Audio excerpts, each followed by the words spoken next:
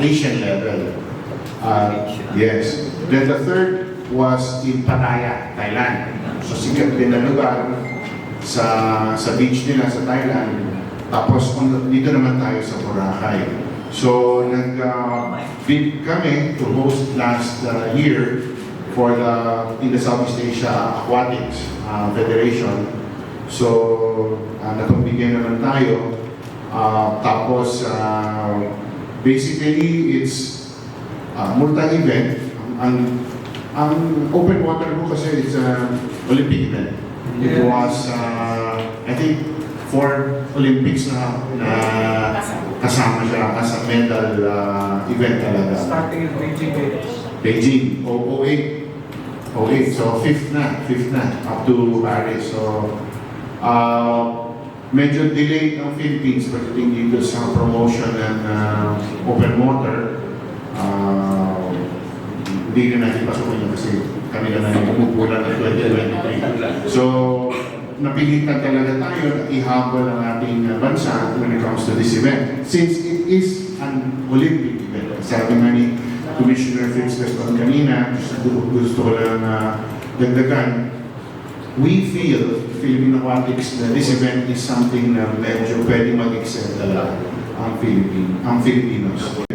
5-kilometer race, men and women, a new event which is the 3 kilometers developmental race, and there is going to be the 4x1500 mixed relay event. Yun yung part ng championships. The championships is a 3-day event, August 21, August 22, August 23, which we are roughly mga 37 days before the opening. And then, sinamahan din mo natin to ng pagkakataon for our local swimmers. Now, we're starting to open it also to international swimmers to participate in the festival. The festival naman provides an opportunity for the others to witness, not just witness the top caliber swimmers from the international Southeast Asian countries, but also to swim in the same course na ilalagay natin. So yung championship course. May time, tapos makikita yung swimming leading, the race, and then at the end, i-announce yung mga winners for that particular distance. So medyo iba rin talaga at natutuwa kami na nabigyan tayo ng pagkakataon sa Philippines to actually not just host it, but at the same time to promote our country in the same breath as we say Bali or Pattaya. Now we say Pagandahan yata. Pagandahan talaga. Ang feeling din namin is given the praying for the success and given the opportunity, baka we can do this event also in an international level on a bigger audience. Diba? Lalo sa mga good reaches natin na-mention, may maraming mga manunood ng mga nandyan, local. Hopefully, sila, maigani naman sila with the support from the LGU, local LGUs to hold mga nito activities. Lalakas. And we will have a big base for our selection para magiging feeder sila for our national open water. Tapos sabi nga, mura, dahil libre, mag-swimming ka lang dyan, di ba? So, and then I asked earlier also, yung bang ating mga champion na indoor or swimmers natin sa pool, pwede rin. Sabi nga ni Sir Anthony naman, pwede rin yan. But we just have to train, no?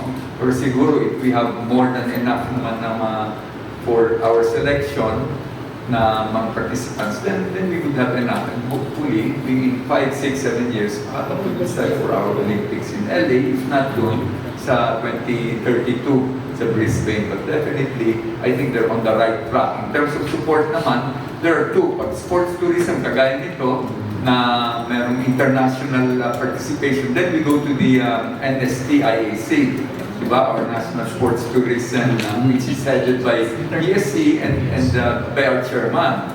So participated din by different... So yun po nandun na... Doon kukuha naman ng support tayo. Tourism niya, and as well as financial and all other types of support na mabibigay nila. So hindi lang dyan kaya ang PSC na lang, pero kasama na yung mga different agencies yan. DOT kasama dyan, YESA, the kasama in all 3 other agencies na that has to do with tourism. The event, 10 kilometers Mm.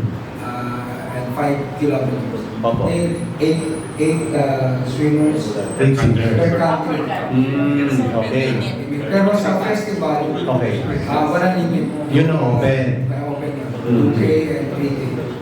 Oh, so ilang gold po ang nakataya rito? Men and women. And yung age categories. 4. Plus the reading. For gold medal. Governor La Flores of Calibo.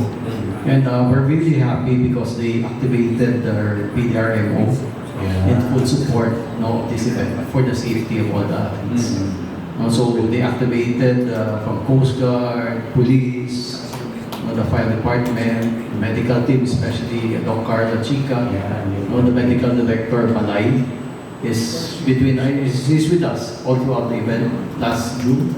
And this time, he activated all these ambulances, nurses to somehow monitor the event. Napakagandang photo sa sama.